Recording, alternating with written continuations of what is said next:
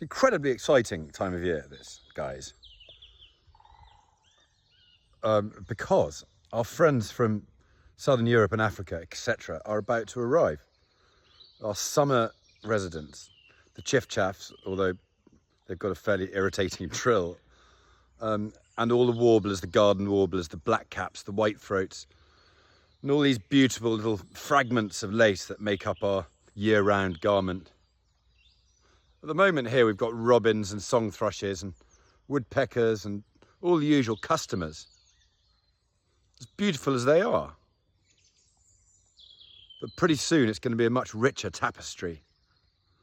And that certainly cheers up a bog-awful February morning.